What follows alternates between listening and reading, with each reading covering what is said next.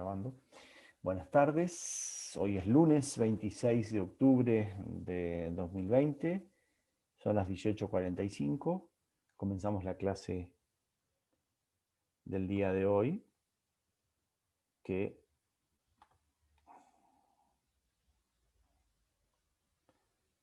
estoy por hacer macana, que quise hacer esto, ahí está, compartir. Creo que ahí ahora sí están viendo bien. Sí. ¿Están viendo la presentación? Perfecto, muchas gracias. Bueno, vamos a repasar un poquito lo que vimos en la clase anterior, donde definimos que una onda mecánica era una perturbación, era algo que movía, perturbaba un medio elástico. El medio elástico puede ser como la foto ahí, que es el agua. Entonces, digamos, dado una perturbación, nosotros podíamos ver que había un desplazamiento de la perturbación. A veces yo le llamo información, porque las partículas lo que tienen es que presentan un movimiento armónico simple en el lugar que están. Las gotas de agua, un corcho flotando, presentan un movimiento armónico simple. Es decir, no hay transporte de materia, hay transporte de energía. La perturbación es la que se desplaza. Esa perturbación puede ser transversal si dada, en este caso en una cuerda, la perturbación se mueve de izquierda a derecha, mientras que las partículas de la cuerda se mueven hacia arriba y hacia abajo, es decir, se mueven en el eje Y, el eje de las ordenadas, el eje vertical, mientras que el desplazamiento de la perturbación está en el eje X. Estos se llaman ondas transversales. En cambio, en un fluido con un pistón, donde se produce compresión y descompresión digamos, sería aumento de densidad y enrarecimiento. Se llama enrarecimiento cuando hay menor densidad, digamos, hay menor cantidad de partículas por metro cúbico. Estas ondas, esta onda dada por el movimiento armónico simple de este pistón, lo que hace es que las moléculas, dada la velocidad de desplazamiento de la perturbación en el eje X, las moléculas también tienen un movimiento armónico simple en el eje X, en el mismo eje. Entonces, esto se llama onda longitudinal, mientras que la anterior era transversal. En este caso, la superficie de un líquido, cuando uno arrastra y hace como una ola, se produce una combinación de las dos, pero es más raro, digamos. Lo importante es que entiendan este tema de lo transversal y la longitudinal. Como siempre, saben que me pueden parar en cualquier momento y preguntarme. O sea, hacer la duda que se les aparezca, ustedes pueden plantearla. La perturbación siempre viaja o se propaga por el medio con una rapidez definida, llamada rapidez de propagación o simplemente rapidez de onda. Una cosa es este movimiento vibratorio y otra cosa va a ser la propagación, el desplazamiento de ese patrón de ondas. El medio no viaja por el espacio. Sus partículas realizan movimientos verticales y horizontales alrededor de sus posiciones de equilibrio. Lo que viaja es el patrón general de la perturbación. Para poner en movimiento cualquiera de estos sistemas debemos aportar energía, realizando trabajo mecánico sobre el sistema. La onda transporta esta energía de una región del medio a otra. De esa manera llega la información de la perturbación a donde ustedes quieren. Si nosotros tomamos lo que estudiamos hace un mes atrás, que era la masa con el resorte, si contamos con ese movimiento oscilatorio periódico, podemos imprimir al extremo de una cuerda ese movimiento, lo que obtenemos es una onda periódica. Si nosotros al extremo de la cuerda le ponemos esto que estuvimos estudiando, lo que obtenemos es este patrón. Si se mueve la cuerda con un movimiento armónico simple, la onda producida es una sucesión simétrica de crestas y valles llamada onda senoidal transversal. Lo que le dijimos era, en este caso, ven que hay, cada gotita de agua está subiendo y bajando, entonces se produce este patrón que es originado por el movimiento armónico simple del resorte. La onda que avanza por la cuerda es una sucesión continua de perturbaciones senoidales transversales. Todo esto lo vimos, estamos repasando rápidamente, tuvimos en la clase anterior. Si movemos el pistón con movimiento armónico simple a lo largo de una línea paralela al eje del tubo, este movimiento forma regiones en el fluido donde la presión y la densidad son mayores o menores que los valores de equilibrio. Llamamos compresión a una región donde ha aumentado la densidad y expansión a una región donde la densidad se ha reducido. De esta manera, nosotros podemos identificar dos lugares de alta presión o dos lugares de baja presión y decir que esa es la longitud de onda. Esta lambda, que estaría representada acá entre dos crestas. Por último, onda periódica en un movimiento armónico es un movimiento armónico simple con amplitud, frecuencia, período y frecuencia angular. Toda onda periódica, cualquier tipo que fuera, la más rara yo les decía es la onda cuadrada, puede representarse como una combinación de ondas senoidales. Cuando una onda periódica pasa por un medio, todas las partículas del medio sufren un movimiento armónico simple con la misma frecuencia.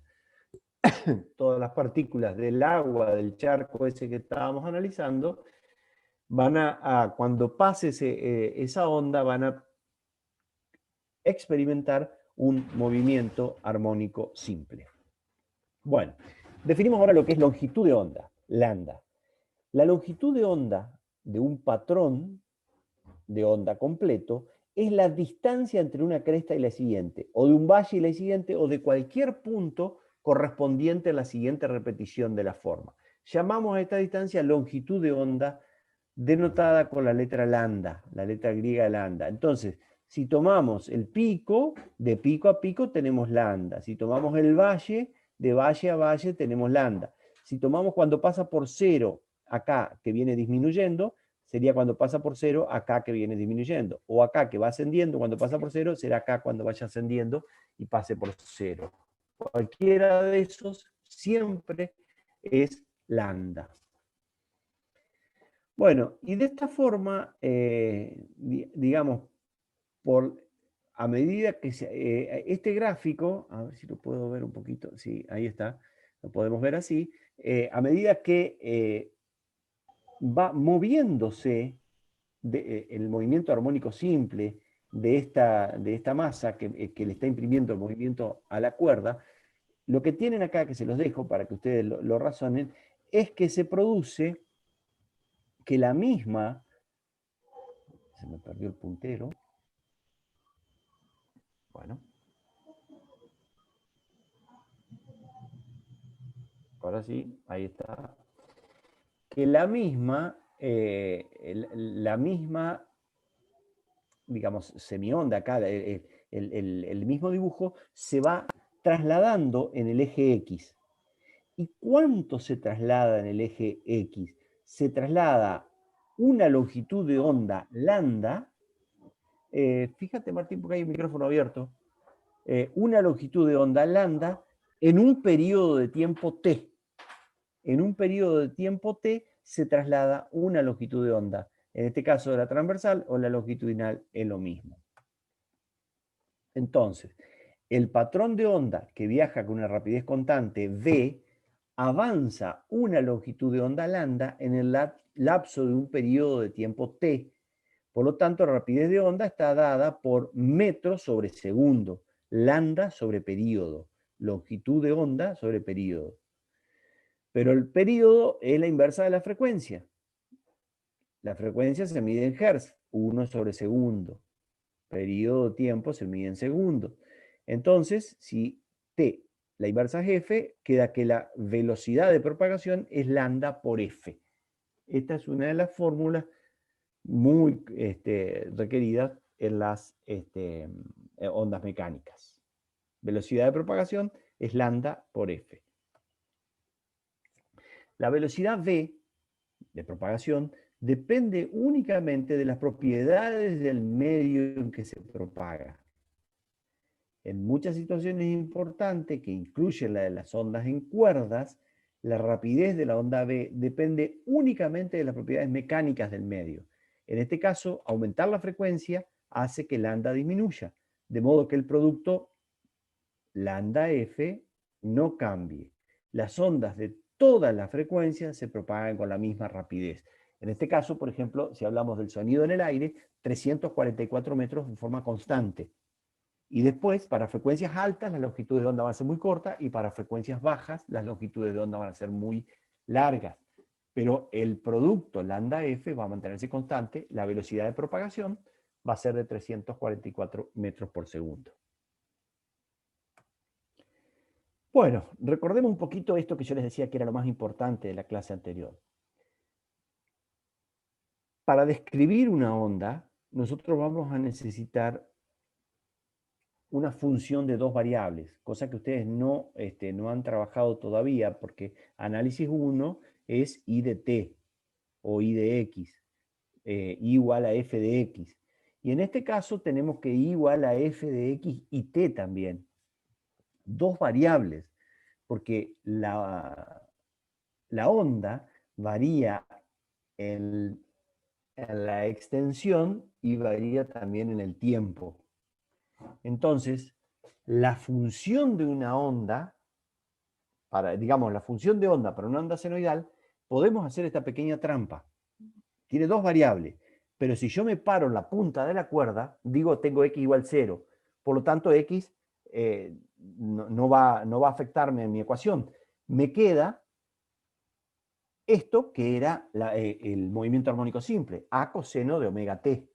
Omega era la frecuencia angular con la cual va a pulsar la onda esa, y ya tengo, digamos, descrito el movimiento, pero descrito el movimiento en el principio de la soga.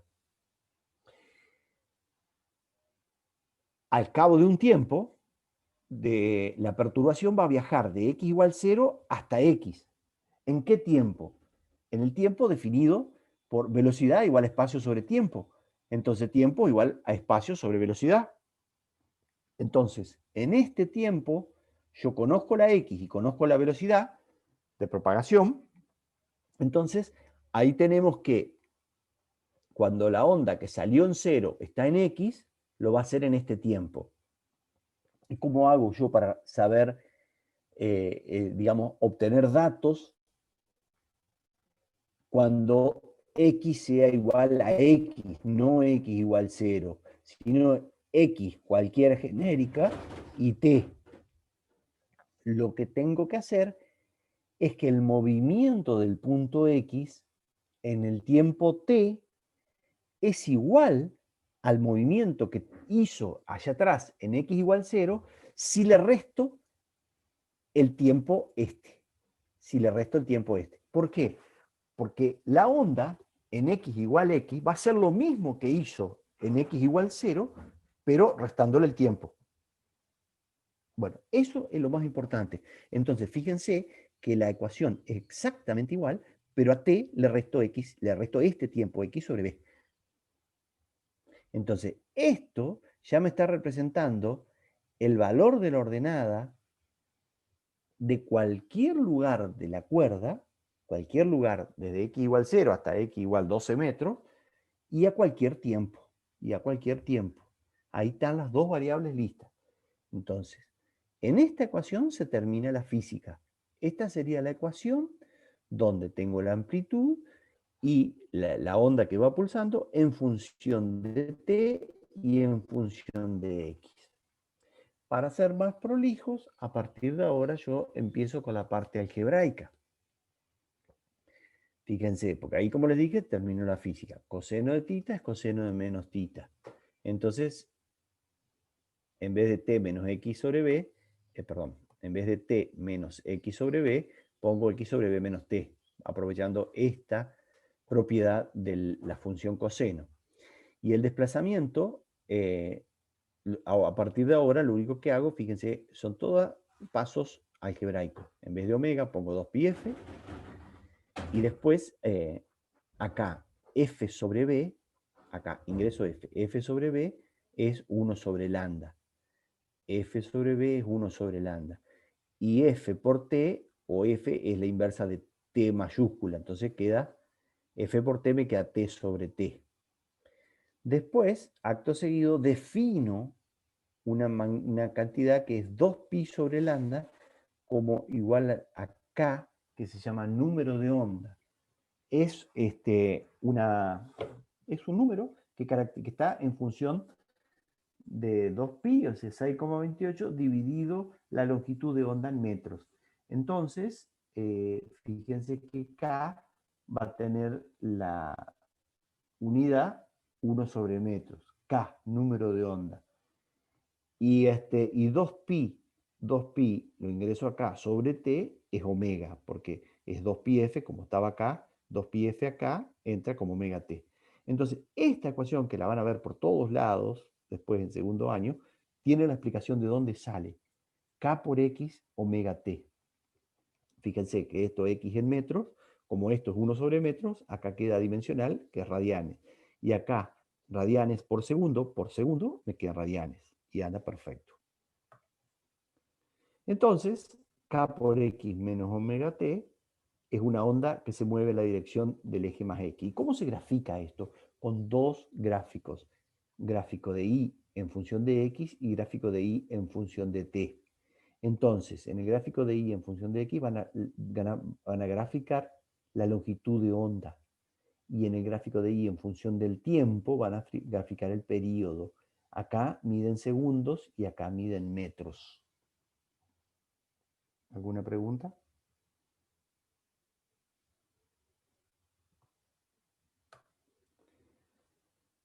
Bueno, ya que no hay preguntas, se lo complicamos del todo. Si ahora ya tienen el desplazamiento, si yo derivo el desplazamiento respecto del tiempo, la derivada de x respecto de t me daba la velocidad. Pero acá tengo la derivada de una función de dos variables. ¿Y qué hago? La derivo de una sola. Y por eso esta d es media rara, porque se llaman derivadas parciales. Solamente voy a derivar respecto del tiempo y ahí me va a dar la velocidad. Pero ojo, la velocidad transversal, la velocidad de las partículas, no la velocidad de la onda, no la velocidad de la perturbación, me da la velocidad de las partículas. Entonces, delta, la derivada parcial de I respecto del tiempo va a ser la derivada del coseno, que es menos seno. O sea, A por menos seno de K por X menos omega T. Por la derivada de lo de adentro, el argumento del coseno, que acá no existe porque no estoy derivando en X, entonces este es de que es menos omega. El menos con el menos se va y omega queda acá. Omega por A, seno de K por X menos omega T, me va a dar la velocidad de las partículas en transversal. Y si vuelvo a derivar, me da la aceleración de las partículas, también transversal. Si yo derivo nuevamente, o sea, dos veces, el desplazamiento respecto del tiempo dos veces, la derivada del seno es coseno, es omega por A por coseno, por la derivada de lo de adentro, que es menos W, y ahora sí queda el signo, y W queda al cuadrado, omega al cuadrado. Pero esto que está acá, A coseno, es kx omega t, es esto, es I de X. Entonces puedo decir que esto que está acá, A coseno K por X omega t, es I de xt. Entonces, ¿qué tengo acá? La aceleración de las partículas en mi movimiento armónico simple. Por último, si yo derivo dos veces respecto de X, que no lo hice porque yo recién derivé respecto de T, si derivo dos veces respecto de X, el resultado me da K cuadrado por Ix. Y después, si yo hago el cociente entre esas dos derivadas segundas respecto de T y respecto de X, me queda omega sobre K. Omega sobre K. Y si ustedes hacen memoria, omega sobre k era la velocidad en el movimiento armónico simple, era la velocidad al cuadrado. Omega sobre k era la velocidad al cuadrado. De ahí puedo decir, esto que está bien recuadrado, que la derivada segunda respecto de x dos veces es 1 sobre b cuadrado, la derivada segunda respecto al tiempo dos veces. Esto es a título informativo para que vean esta velocidad sí es la velocidad de la perturbación. Es la velocidad de la perturbación. Sigamos. Acá está graficado lo que es la velocidad y la aceleración, pero como ven, transversales. Esta es la velocidad de la onda, de la perturbación. Esto es la velocidad y la aceleración de las partículas que componen la cuerda. Bueno, si yo tengo una cuerda que la estando con una fuerza F y después le imprimo una fuerza F sub I, voy a tener una B sub I y una B de propagación. La propagación de la perturbación y una velocidad de las partículas. Yo acá tengo dos triángulos que son semejantes. Acá tengo dos triángulos que son semejantes. Entonces yo puedo decir que el cociente de F sub I y F es igual al cociente de esto sobre esto. De esa manera, yo obtengo esta fórmula donde F sub I sobre F es el cociente de esto sobre esto. Simplifico las T y me queda que F sub I, esta F sub I, va a ser igual a F, la tensión, B sub I sobre B. Es una relación que hay de F sub I. Porque acá, esto que está acá se llama impulso y cantidad de movimiento. F sub I por tiempo, masa por velocidad sub I. Entonces, yo al tener F sub I, voy a poder reemplazar y me queda que el impulso transversal es el cociente de las velocidades por el tiempo. El impulso transversal, esto es lo que le dije, F sub I por T, es F por la velocidad transversal, por la velocidad de propagación, por tiempo. Y el momento lineal transversal, momento, era masa por velocidad. ¿Cómo obtengo la masa? ¿Cómo obtengo la masa? La masa es masa por unidad de longitud, es decir, kilogramos por metro, y velocidad por tiempo me da los metros. Entonces, esto sería la masa, pero es una masa variable, una masa que va creciendo. A medida que pasa el tiempo, esa masa va creciendo. Y ahí sí puedo obtener la velocidad. Yo puedo despejar la velocidad y me queda que es F sobre mu. F sobre mu. De esta forma tengo la rapidez de una onda transversal en una cuerda. Conclusión, me queda directamente proporcional a la tensión, es decir, la fuerza esta era la fuerza con la que yo le hacía tensión a la cuerda, y a la masa por unidad de longitud, kilogramos por metro. Esto les queda, como les decía, a título informativo. Ya vamos a llegar, lo que estábamos haciendo con esa F, estábamos tensando una cuerda. Por ejemplo, estarían afinando la cuerda de la guitarra. Bueno, si yo tengo, ¿qué pasa con dos ondas? Una I sub 1 xt y una I sub 2 de xt. Una que tenga esta forma y la otra en forma negativa. Si las dos van en sentido contrario, ¿qué pasa cuando se unen? Fíjense que entre ellas parece como que desaparecen, pero al cabo de un tiempo cada una pasa de largo. Se compensan entre sí, pasan de largo. ¿Qué pasa si las dos están en el mismo sentido? Se suman y queda una onda al doble, una cuerda del doble de la capacidad. Esto podría ser dos de ustedes, uno de cada lado de la cuerda, y hacen un movimiento hacia arriba para imprimirle esta forma de onda a la cuerda. Entonces van a ver que cuando se juntan tienen el doble de amplitud y después cada una sigue su recorrido. Esto se llama principio de superposición. Se superponen y no se molestan. Simplemente utilizan el medio para poder seguir haciendo lo que estaban haciendo. Cuando tenemos una cuerda, no podemos tener cualquier tipo de vibración.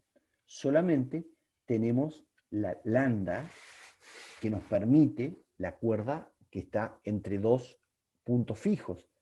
Fíjense que puede ser media onda, puede ser una onda completa, puede ser una onda y media, o pueden ser 2 veces la onda o más.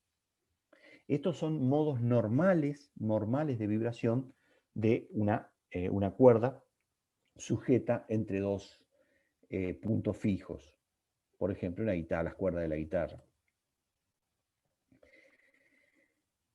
¿Y qué pasa con eso, con la superposición, la interferencia que hablábamos recién? Observen que si yo pongo dos altavoces separados por una longitud de onda, lo que van a hacer es que la perturbación se va a sumar y el micrófono va a detectar un sonido muy fuerte. En cambio, si yo lo separo por media longitud de onda al altavoz, yo voy a tener sonido más contrasonido, voy a tener silencio. Como es un fenómeno ondulatorio, yo voy a poder, con una contrafase, si tengo lo que estábamos viendo acá, esto que estábamos viendo acá, una fase con otra fase, cuando se junten, acá voy a tener silencio. Entonces, eso es lo que estás viendo acá. Al superponer por media onda, se van a anular sus efectos.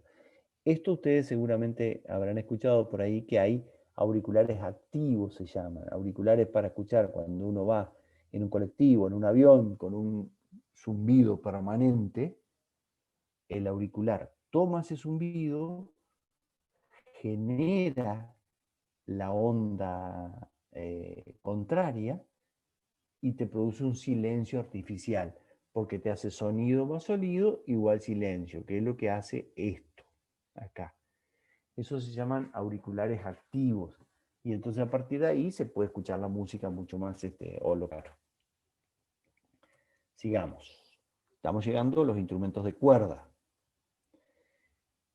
Si yo tengo una cuerda, como le mostraba recién, entre dos nodos, ahí, quieta, y la tenso hacia un lado, agarro con el dedo, la llevo y la tenso, cuando la largue, esto que está acá, violeta, yo no fui al jardín de infantes, así que no sé bien los colores, pero creo que es violeta esto.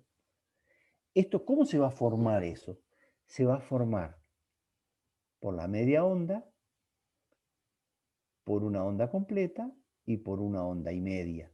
Si ustedes suman todo esto, obtienen esto, que se acerca bastante a lo que, fíjense que acá tenemos A seno de K, después tenemos otra amplitud, seno de 2K y seno de 3K, con diferentes amplitudes. Entonces, de esa manera, yo sumando estas tres ondas, y 1, y 2, y 3, obtengo esta. Ustedes recuerden siempre que cualquier formación, o sea, cualquier patrón periódico se puede representar por ondas senoidales puras, variando la frecuencia y la amplitud. Fíjense que acá es A, esto es A sobre 2 raíz de 2, y acá es A sobre 9, más chiquita todavía. Y le está cambiando acá el número de ondas. Pueden preguntar cuando quieren, se les ocurre. Estamos llegando al sonido, por eso estamos pulsando cuerdas. Y como estamos llegando al sonido, vamos a ver qué tiene en particularidad el sonido, nuestro oído. Digamos, su razón de ser del sonido es porque lo podemos escuchar. Entonces el sonido es una onda longitudinal en un medio que el oído capta y está entre los 20 y los 20.000 Hz. Entonces funciona porque hay un canal auditivo donde nosotros percibimos el sonido hasta una pantalla ahí final que es el tímpano. Ahí no pasa más nada. Solamente lo que pasan son vibraciones que están tomadas por estos tres huesecillos muy pequeños, martillo, yunque y estribo, que lo transmiten a la cámara caracol. Y ahora vamos a ver qué hay ahí adentro de esa cámara caracol. Carlos, El ¿ponés sonido, la imagen anterior? poco, A ver si les puedo mostrar. Acá tengo el señalador, ¿lo están viendo? me parece que te tengo que compartir. A ver, raya Bueno, algo. ahí Raya a estoy ver si puedes. rayando. No, La zona no. esta Ah, que sí, sí, está, ahí va, rayaste, sí. bien, Sí, sí. la zona que está en el canal auditivo y la zona que está al otro lado del canal auditivo, recuerdan lo que habíamos visto en estática de fluidos. Imagínense que esto es la cámara de agua que teníamos en el caso del calefón, y esto que está al medio, el tímpano, sería la membrana o esa membrana que tiene la cámara de agua por dentro. Si nosotros tenemos distintas presiones en la parte interior y la parte exterior, se va a generar una fuerza sobre el tímpano. Por lo tanto, de alguna manera el cuerpo humano solucionó eso, igualó las presiones de los dos lados a partir de este canal que yo le voy a marcar acá con verde, este canal que tenemos por acá, que conecta la parte interna del tímpano con la presión atmosférica para que tenga la misma presión que el canal auditivo. Ese canal que está ahí, si alguno ha estudiado biología, se llama trompa de Eustaquio. La trompa de Eustaquio sirve justamente para eso, para igualar las presiones y que no aparezcan fuerzas que no sean las fuerzas que son propias del sonido, ¿no? O sea, las diferencias de presiones que genera el sonido para mover el tímpano, de alguna manera quedan excluidas de las diferencias de presiones que puede haber en la parte interior del tímpano, justamente por este canal de Eustaquio que nos permite igualar las presiones de los dos lados. Eso nada más. Eso es lo que nos pasa cuando va bajando el avión. Cuando va bajando el avión, que, digamos, el oído suele doler, digamos, por esa diferencia de presión. Por eso hay que hacer trabajar el canal ese para que se equiparen, digamos, que no te duela tanto. Digamos.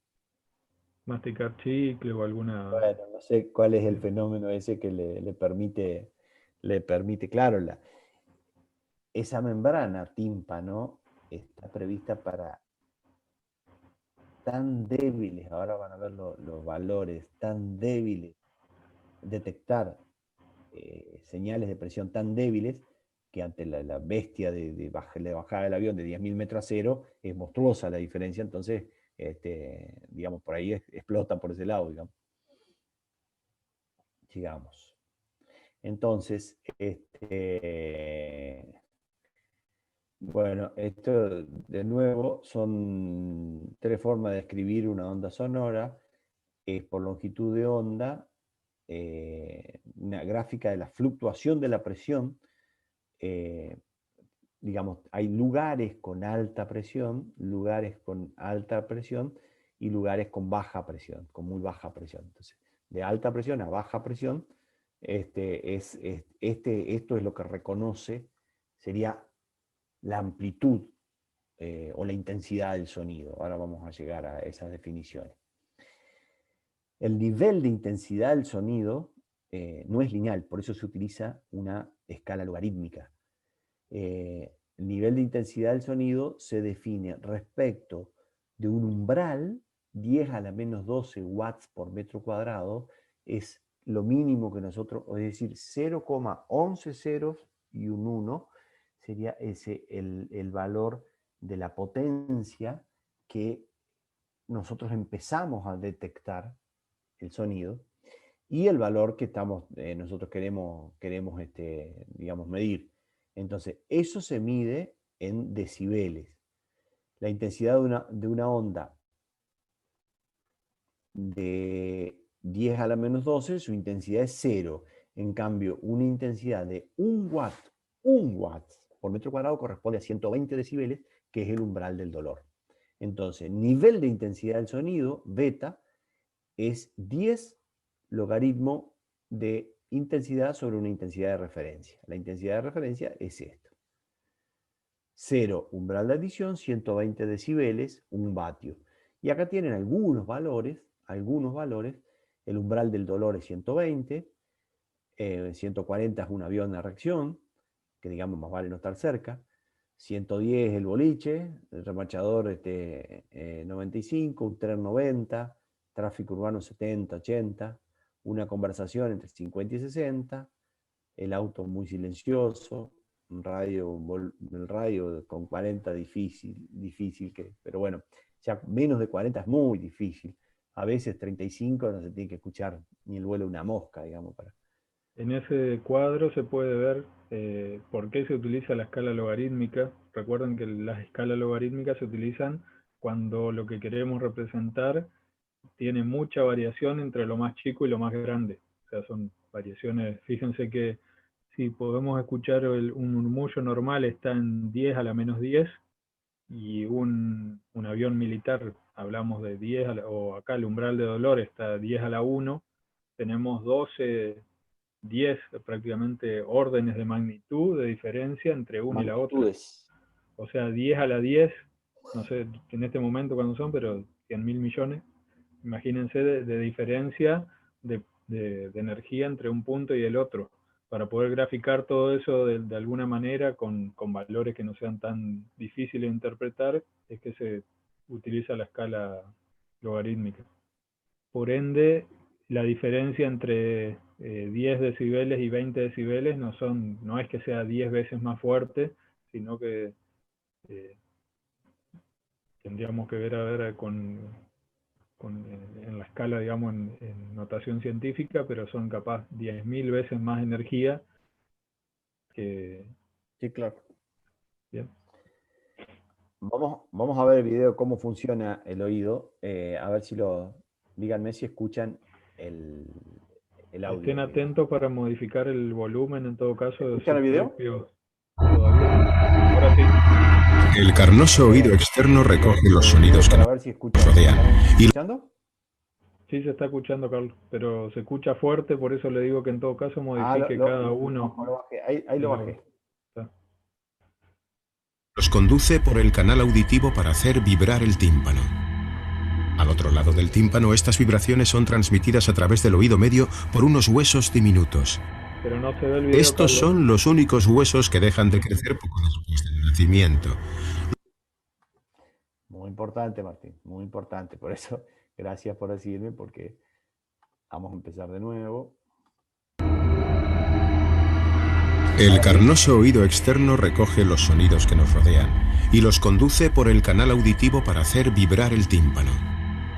Al otro lado del tímpano, estas vibraciones son transmitidas a través del oído medio por unos huesos diminutos. Estos son los únicos huesos que dejan de crecer poco después del nacimiento. Los huesecillos de los oídos de un adulto tienen el mismo tamaño que los de un recién nacido. Uno de ellos es el hueso más pequeño del cuerpo. Conocido como el estribo, es más o menos del tamaño de un grano de arroz. El estribo reposa sobre la ventana ovalada del oído interno y transmite vibraciones a través de él. Al otro lado hay algo bastante intrigante. Se denomina cóclea y es un pequeño tubo huesudo en forma de espiral. Es la clave de cómo oímos una gama tan amplia de sonidos. Si nos acercamos con un microscopio electrónico, deberíamos ver algo muy notable: el secreto de cómo se transmite el sonido al cerebro. Hay hileras de pelos diminutos de apenas unas milésimas de milímetro de altura.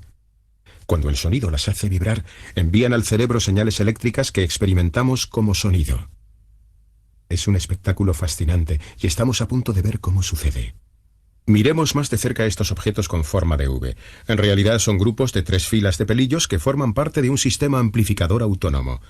Si echamos un vistazo por debajo, deberíamos ver el resto del amplificador. Aquí está. Los pelillos salen de una célula con forma de salchicha que hay bajo ellos. Se ha conseguido aislar una de estas células con sus pelillos. Veamos lo que hace cuando le ponemos música. Puede que reconozcan la canción. 1, 2, 3 o'clock, 4 o'clock, rock. 5, 6, 7 o'clock, 8 o'clock, rock. 9, 10, 11 o'clock, 12 o'clock, rock. We're gonna rock around the clock tonight. Put Todos bailan literalmente. La respuesta excitada de estos pelillos amplifica las débiles vibraciones que llegan aquí del mundo exterior. Y lo hacen tan bien que podemos oír el sonido de un alfiler cayendo al suelo. Desgraciadamente, desde el momento en que nacemos, estas células empiezan a morir una por una. Y las que registran las frecuencias más altas son las primeras en caer. El daño está donde las células con los pelillos han desaparecido.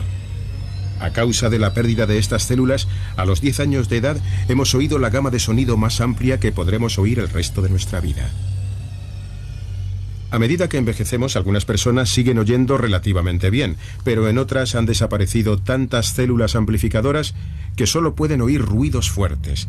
La mayoría ya no puede oír las frecuencias altas. El sonido del metro de Nueva York, que a los más jóvenes les puede sonar así, será percibido más bien así.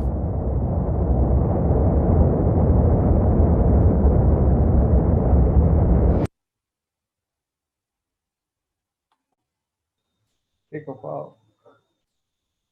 Bueno, pudieron escucharlo bien. Bueno, sigamos con la presentación. Todo esto viene a colación de que tienen que cuidar el instrumento que tienen ahí en los oídos y fundamentalmente cuidarlo de esto, que con muy poca potencia, lo puede reventar al oído, digamos. Entonces, fíjense que estamos acá, 10 decibeles, 20 decibeles en una biblioteca, no, un poco más, pero bueno, 30, pero una conversación 40, aglomeración y aspiradora 70, que sería tolerable. En 80 comienzan los límites, digamos. 80 decibeles sería el tope que uno podría tolerar sin tener consecuencias físicas, digamos. A partir de 80, hoy Martín lo recordaba, tiene razón, la ley de accidentes de trabajo, de ART, ya empieza a hablar de dosis. Entonces, ustedes pueden estar 80 decibeles, 8 horas. Hola, Carlos. Cada 3 decibeles. Hola, sí que... Hola, ¿qué tal? Hola. María ¿Quién José, está soy. hablando? María José. Ah, María José, me callo entonces. Está María José, no hablo más de esto. No, no, Está bien, María José. Abierto el micrófono para lo que quieras, sí, no, que quería más o lo que menos quieras comentar. aportar. Incluso por ahí yo me equivoco. Sí, no, está bien. Sí, te escucho, te escuchamos. Digamos, hay un cuadro, o sea, en la ley de higiene y seguridad hay un cuadro que habla de los decibeles y tiene, digamos, una relación con la cantidad de horas, minutos y segundos, digamos, que puede llegar a estar expuesta una persona, digamos, en un lugar de trabajo. Y habla de 85 decibeles para 8 horas, una jornada de 8 Claro, horas. perdón, yo dije 80, es 85. Y a partir de ahí, cada 3 decibeles, la mitad del tiempo. Perfecto, claro. Antes, digamos, hasta el 96 habló, digamos, 90 decibeles y ahora después de ese año, digamos, se modificó bajó 85. Ajá, el límite, digamos, de tolerancia. Igualmente, viste que se usa, digamos, el protector auditivo de copa, que es el grande que se ve. Y si no, el protector auditivo endoaural se llama, que son como unas cositas que, tipo unos tapones, digamos, que se ponen en el oído, que a algunas personas les resulta más incómoda y Que a hasta se otras puede usar, sí. se puede usar a los boliches también, digamos, para el que quiere Sí, cuidarse, digamos, los boliches, bueno, por usar eso ejemplo, porque hay claro, algunos, el jockey. sí, sí te escucho. Sí, el jockey, por ejemplo, usa el de copa, digamos, que es el que se pone, que siempre se lo ve, digamos, porque muchas horas de trabajo, música muy fuerte. Claro. Yo le decía, bueno, le contábamos hoy que hay unos endourales que Martín creo que dijo el nombre hoy, que digamos que bajan todas las frecuencias por igual. Entonces uno puede percibir a menor potencia, percibe lo mismo la música, porque los de trabajo, los de copa, por ejemplo, los de trabajo normalmente, están Ajá, hechos para atenuar las altas frecuencias y la voz, por ejemplo, se escucha bastante bien, digamos, claro, las sí, sí, frecuencias de la voz para que uno pueda hablar, digamos, y escucharse, está preparado para determinadas frecuencias, digamos. Por eso de claro, ahí lo importante de manejar este tema de las frecuencias y entender cómo. sí, Bueno, sí. y completando lo que decías, 85 decibeles sería 8 horas. Ajá, Después, 88 decibeles, 4 horas. 91, 2 perfecto. horas. 94, 1 hora. 97, media hora. 30 100, minutos, 15 minutos. perfecto, O 30 minutos, claro. Digamos, esas serían las dosis que toleraría la ley, digamos, para que se claro, supone que no tendrían consecuencias. Se supone tal que no cual, tendrían. exactamente. eh, pero bueno, ningún recital de rock dura 15 minutos y bueno, y hay algunos que piden 110 decibeles los primeros 20 metros del escenario, por Claro, ejemplo, para todos los tal cual, ahí en el pogo estén, digamos, bajo la influencia de los 110 decibeles o un poco más también. claro. Es muy duro, es muy Y duro. ahí es lo que dice, digamos, el video, que bueno, que van muriendo de a poco las Va células y matando. claro, y sí o sí uno va perdiendo la audición. Totalmente, totalmente. Acá tienen algo parecido a lo que sería una audiometría, que sería un estudio de la respuesta del oído a determinada frecuencia. Como Claro, ven, nosotros respondemos muy, muy mal a las bajas frecuencias, ¿ves? De 250 para abajo, necesitamos mucho nivel de sonido para escucharlo. Pero a las altas frecuencias, o sea, de 2000 para arriba, tenemos mucha sensibilidad. De ahí es que nos aturde enseguida un sonido agudo con muy poca potencia, enseguida nos molesta, digamos, nos molesta mucho. Bueno, esto claro, es lo que se pierde, y yo, por ejemplo, hice la prueba, digamos, más de 10.000, 11.000 ya no escucho, digamos, y debería estar escuchando mucho más, digamos. No sé si alguno de ustedes ha hecho alguna prueba de hasta qué frecuencia, pero teóricamente 20.000 o 18.000 un chico de 10 años, lo que decía el video ahí, ya claro. después.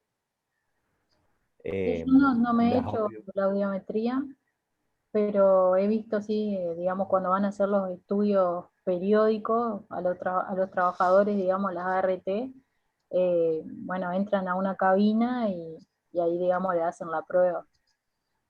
Y se da muchísimo, digamos, que algunos han perdido claro, audición en un solo oído, depende de dónde venga también, por ahí si tienen una máquina más ruidosa a la derecha, es más probable que pierdan la audición en cierto oído y en otro no. Entonces, bueno, empieza ahí la reubicación, empiezan eh, con todas esas cuestiones, digamos, de medidas que se van aplicando en el trabajo. totalmente.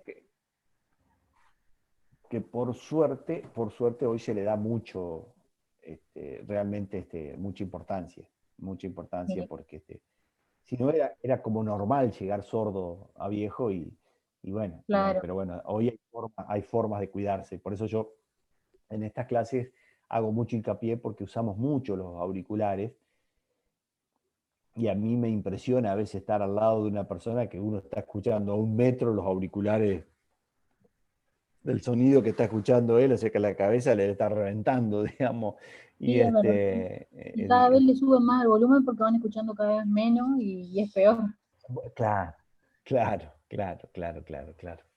Así que, En general esto, todos tengan en cuenta que es una cuestión de cultura, cultural y educación, que tal vez se le da muy poca relevancia, por ejemplo, en lo que es eh, la educación secundaria, que es donde uno podría llegar a entender esto para el resto de su vida.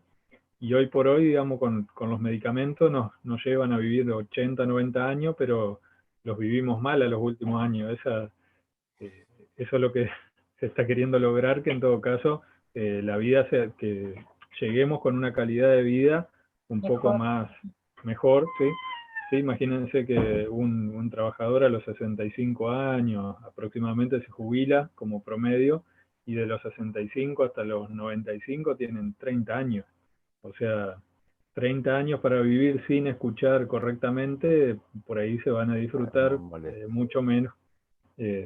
Van a tener tiempo para escuchar música, no sé, hablar con otra persona, y no lo van a poder hacer. Bueno, en lo que es, se ha avanzado mucho, sí, como dice Carlos. Antiguamente solamente o en principio las aseguradoras eran las que iban a los lugares de trabajo, presentaban toda la cartelería, como hacían hincapié en que los trabajadores usen los protectores auditivos y todos los otros elementos de seguridad, porque justamente la aseguradora no quiere pagar, no quiere hacerse cargo. Cuanto menos se enferme el trabajador, menos va a tener que gastar en el futuro. Así que, Claro. y no era una cuestión, las mismas personas no se cuidaban a ellos mismos. Ese fue el gran problema. Por ejemplo, la construcción de la represa de STM dejó un montón de gente, digamos, con problemas de salud, porque las máquinas no eran las mismas máquinas que hay en este momento. La cuestión, digamos, de la protección no era lo mismo. En ese momento, imagínense que seguramente el que estaba trabajando arriba de una máquina no tenía las comodidades que tiene una máquina que tiene hoy en día. Entonces, por supuesto que va a preferir sacarse un protector auditivo que le da calor, si hoy por hoy están en una cabina tal vez con aire acondicionado. No le digo que es todos los casos, pero también lo que es el campo, ustedes verán lo que son las maquinarias hoy por hoy para trabajar en el campo comparadas con las maquinarias que había en el pasado. Entonces se ha avanzado mucho en esta cuestión, pero hay que hacer hincapié porque sigue habiendo ignorancia sobre este tema, y como es algo que no produce una cuestión instantánea, no es una pérdida de audición instantánea, sino que se da de forma progresiva, no se dan cuenta hasta que la perdieron totalmente. Inclusive la persona, el cerebro se va adaptando, uno no se va dando cuenta de que está perdiendo la audición, y cree que no la está perdiendo, ¿sí? Claro. Hay personas por ahí que han ido perdiendo, digamos, la audición, y también es como que tienen, digamos, tendencia a perder la orientación, digamos, como que se levantan y se caen, digamos, porque es como que pierden también el equilibrio y demás. Si hay una relación con el equilibrio, ahí tenemos el oído interno, que es el que nos da el equilibrio, digamos. Claro. Y nosotros con los ojos cerrados, teóricamente, podemos saber si estamos parados o acostados, digamos, o por lo menos sería nuestro sensor ahí interno, y es probable que al tener o escuchar diferente los dos oídos, tengas problemas de equilibrio, por supuesto. Sí, sí, sí. Claro. Sí, o gente con vértigo, por ejemplo, con todo. Sí. También es un problema horrible eso, es un tema horrible el tema del vértigo. Bueno, acá avancemos un poquito más y después seguimos charlando. Yo termino esto y cortamos la grabación y seguimos charlando. Esto que están viendo acá, yo les dije que está reproducido también en el Museo de Ciencias, pero en vez de tener licopodio, que es corcho en polvo, digamos, lo que tenemos son pelotitas de tergopor, y acá le ponemos con un parlante, le damos digamos, un tono puro, entonces se forman estos patrones de modos normales y se puede ver, de alguna manera, yo digo, se puede ver el sonido. Otro fenómeno es el tema de la resonancia. Si la frecuencia, todos los cuerpos tienen una frecuencia natural. Si ustedes toman una copa, por ejemplo, y con el dedo húmedo se la pasan por encima, de repente escuchan un sonido que resuena la copa, porque es una frecuencia natural que tiene esos elementos. Si nosotros le reproducimos con otro equipo externo esa frecuencia, lo que producimos es en el laboratorio lo hemos hecho, nosotros golpeábamos una copa, entonces emitía el sonido, leíamos con instrumentos cuál era ese sonido y lo reproducíamos con un amplificador. Entonces de esa forma logramos romper algunas copas que Martín quedó en encontrar los videos y se los va a pasar.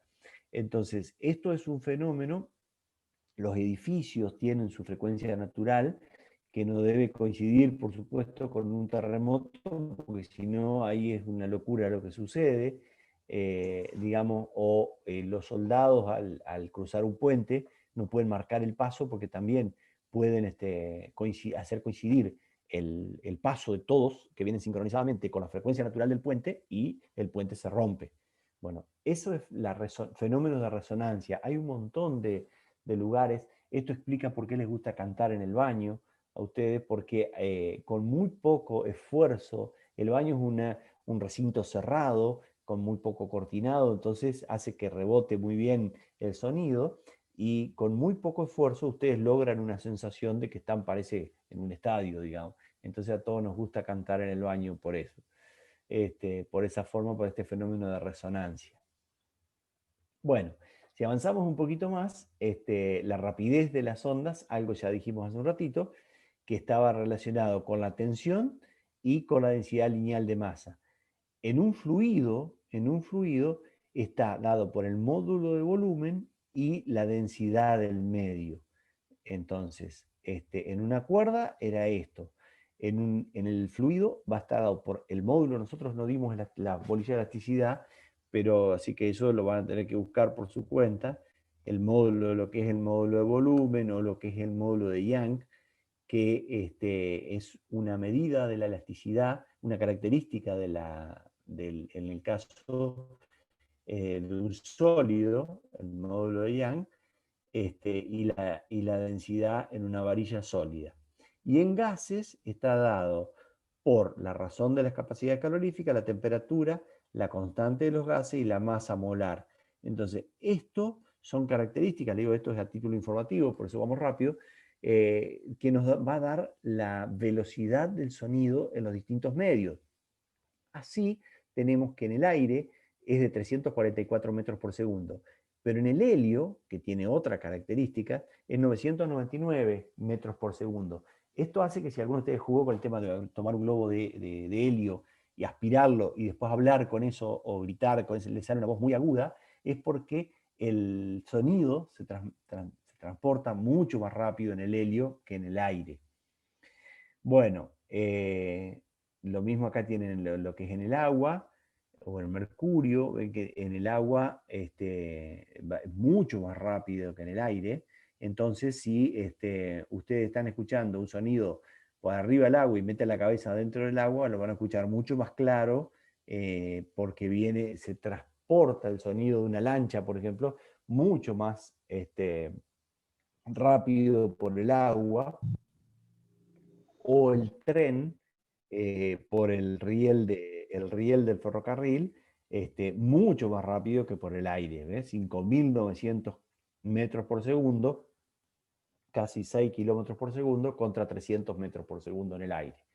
Bueno, eso era por los datos que le daba recién, de qué depende la transmisión del sonido en una cuerda, en un sólido o en un gas.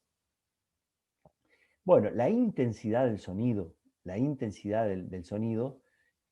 va a depender de la densidad, del módulo de volumen, de la frecuencia y de la amplitud.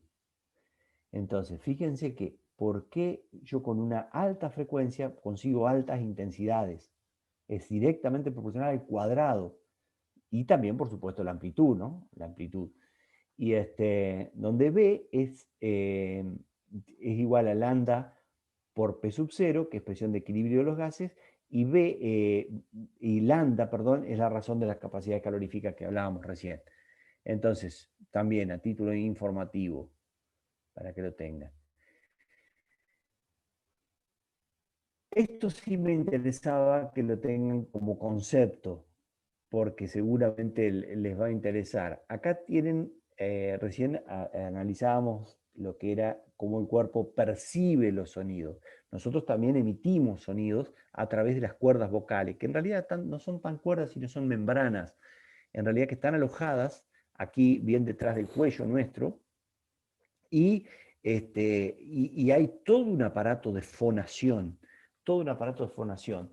Las cuerdas vocales, en realidad, son las que nos dan el sonido de las vocales. A, E, digamos, ahí viene el sonido de las vocales. Porque, por ejemplo, las consonantes como la S, no tiene nada que ver con la S, no tiene nada que ver con las cuerdas vocales. La N, la N, no utilizamos la cuerda, la P. Si yo no pronuncio la letra E, la P no usa las cuerdas vocales. Entonces, fíjense que las cuerdas vocales están justamente para las vocales. Y con todo el aparato de fonación, compuesto por la tráquea, la laringe, bueno, la boca, todo este aparato de fonación, nosotros podemos barrer, en el caso de las mujeres, acá se está tapando un poquitín, en el caso de las mujeres, observen que desde los, acá, de los 200 Hz y pueden llegar hasta los casi 1700. En cambio, los hombres, desde los 100 Hz, un poquito menos de los 100 Hz, 70 Hz, es decir, alguien con la voz muy baja, muy, muy grave, y pueden llegar con toda la furia hasta los 500 Hz. Eso sería lo vocal. Después, Carlos, por supuesto que siempre se dice que el piano... sí, te escucho. En relación a Te eso, escucho, a la voz de las mujeres y de los hombres, relaciónenlo con el cuadro que vimos anteriormente de la audiometría, y tengan en cuenta, por ejemplo, que un varón va a tener que generar más potencia, o sea, para que se lo escuche al mismo nivel, va a tener que hablar más fuerte que una mujer en general, o a una mujer se la va a escuchar mejor. Por eso, por ejemplo, las docentes mujeres se las escucha mucho mejor que a los docentes hombres, por una cuestión justamente de la frecuencia en las que hablan, ¿sí? Se las escucha con mayor facilidad, digamos. El oído es más sensible. El oído es más sensible a las frecuencias más altas, no tanto a las frecuencias bajas, sí, es cierto. Le decía que el piano, si alguno de ustedes sabe algo de piano, se identifica, fíjense que las teclas negras son los semitonos, entonces tiene 2 y 3. Acá tenemos el do, re, mi, fa, entre mi y fa no hay semitono, sol, la, si. Entonces acá tenemos las siete notas, entonces acá tenía una octava, 2 octavas, 3 octavas, 4 octavas, 5 octavas, 6 y 7 octavas. 7 octavas es un piano profesional. Fíjense que desde 27 Hz hasta 3700 Hz. Digamos, barre todo, por eso dice que el piano es el rey de los instrumentos. En el centro, en la octava central, que tiene, acá sería el do medio, sería acá do, re, mi, fa, sol, la. El la central es el la 440, que es el sonido que yo creo que les dije, que es el tono del teléfono, sería el sonido central, digamos, en el que se afinan todos los instrumentos. Es el la central. Entonces, fíjense que el piano barre de 27 a 3700. El sintetizador, que son los teclados, acá el teclado barre todo, porque esto, digamos, genera sus propios... Después vamos a ver la flauta. Acá tienen la flauta, el clarinete, el saxo alto, saxo tenor, la trompeta, el trombón y la tuba. Fíjense que la tuba más bajo. Estos serían los instrumentos de viento. Instrumentos de cuerda, el violín o la mandolina, el cello, más bajo, la guitarra acústica, la guitarra eléctrica, que es un poquito más aguda, llega un poquito más arriba, y los bajos de 4 o de 5 cuerdas. El bajo de 5 cuerdas, fíjense que puede llegar hasta casi 30 Hz acá, el bajo de 5 cuerdas. Después, por último, tenemos las baterías, que tenemos los platillos, que llegan hasta, fíjense, miren acá, incluso en el ataque es cuando uno le pega, digamos, casi 12.000 Hz, El redoblante, también muy alto el redoblante. Los tom, que son los dos tamborcitos más chiquitos. Y por último, el bombo, que es el que marca. El bombo también llega, fíjense, a 60 Hz. 60 Hz, que es el que... y bueno, en el ataque, cuando se golpea, tienen niveles más altos. Entonces, bueno, pueden recorrer todo. Cualquier pregunta que quieran hacer. Y después acá tienen lo que sí les interesa, que son los parlantes, los tipos de parlantes que pueden reproducir los subwoofer, los medios y los tweeter. El tweeter de 3500 para arriba, con muy poquita lugar, pueden emitir mucha potencia. El medio ya necesita un parlante más o menos, fíjense que entre 100 y 3500, y si queremos reproducir menos de 100, necesitamos unos parlantes y una potencia mucho mayor, mucho mayor. Acá tenemos los bajos, medios y agudos. Podríamos hablar muchísimo. Bueno, dos o tres temitas más antes de terminar. ¿Qué es el batimiento? La pulsación. Cuando dos frecuencias están muy cercanas, se produce esto, que en determinado momento se suman, entonces hace una onda más fuerte, y en determinado momento se resta, entonces casi se anulan. Y lo que ustedes van a escuchar es algo así. A ver si escuchan.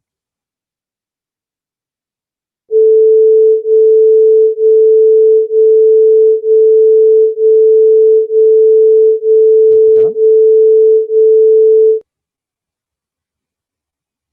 Se agranda y desaparece. Entonces, ¿pudieron escucharlo, no? Alguien que Sí. bueno.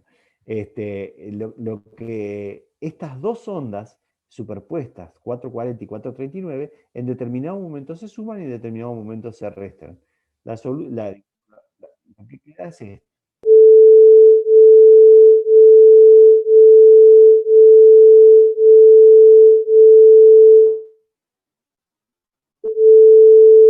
Como anécdota, que 440, le digo, vieron que es casi el tono, acá está mezclado con 439, pero 440 es el tono del teléfono.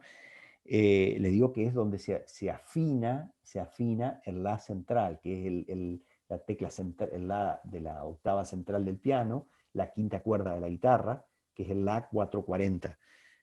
Hace unos 100 años atrás se afinaba todo en 432 Hz, por si hay algún músico que anda ahí con los 432, música en 432, todo anda perfecto, todo es un poco más suave. Fueron los alemanes en la Primera Guerra Mundial que impusieron el cambio a 440, entonces la música, los alemanes le debemos, entre otras cosas, entre tantas cosas que le debemos, son grandes músicos, llevaron la afinación en 440 para que todo suene más estridente, digamos, se supone que está, digamos que suena más estridente, pero bueno, después hablamos si a alguno le interesa. Últimos dos temas. Efecto Doppler, cuando la ambulancia se va acercando a nosotros, como la fuente está en movimiento, en la parte delantera de la fuente de sonido, se van amontonando las ondas. Entonces la longitud de onda se hace más corta y yo percibo un sonido más agudo. Cuando la fuente se va alejando de mí, a medida que se aleja, se produce un estiramiento de las ondas, entonces la percibo más grave. ¿Qué significa esto? Lo mismo sucede en los autos de carrera, cuando viene cuando se va, digamos, esa diferencia se llama efecto Doppler. La frecuencia del receptor, acá está mal, me olvidé de acomodarlo, es por la frecuencia de la fuente, está en función de la velocidad del sonido y la velocidad del receptor y la velocidad de la fuente. Velocidad del sonido en el medio.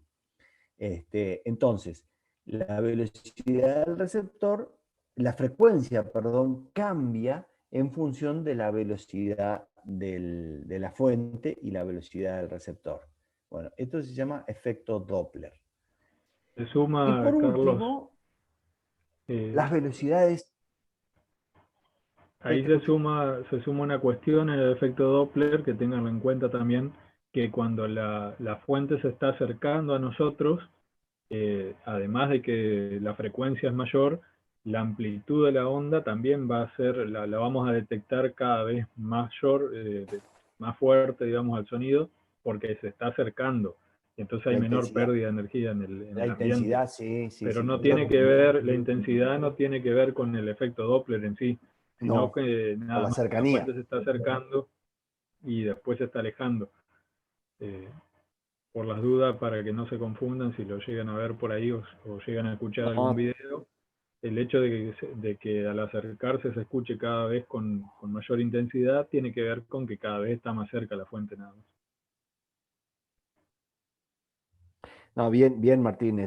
La intensidad es un tema que no toqué yo, pero está relacionado con la inversa del cuadrado. O sea, aumenta el cuadrado con la distancia. Entonces es muy importante la intensidad. Así que sí, está bien. Bueno, lo último, ¿qué pasa con las velocidades supersónicas? Subsónica y supersónica. Subsónica es, bueno, cualquier móvil que vaya a menos de 340 metros por segundo, el sonido va a ir para adelante, digamos, adelante. Cuando yo llego a 340 metros por segundo, si lo multiplican por 3,6, algo de 1400 kilómetros por hora, digamos, el sonido ya no sale para adelante, ya se queda ahí, digamos, y la punta del avión va con la punta del avión va con las ondas de sonido. ¿Qué pasa cuando el avión supera eso? Se produce este cono que van a ver a ustedes acá y lo vamos a analizar. Fíjense que cuando se produce el sonido, source, fuente, cuando se produce el sonido hasta que llega acá, en realidad el avión está acá, ya está en S2. Velocidad de la fuente por tiempo, velocidad del sonido por tiempo. Esto es un triángulo rectángulo. Entonces, este ángulo alfa es, el seno de alfa es opuesto sobre hipotenusa. Opuesto sobre hipotenusa. Se simplifican las t y queda velocidad del sonido sobre velocidad de la fuente. A la inversa de esto, la velocidad de la fuente respecto de la velocidad del sonido se le llama número de Mach.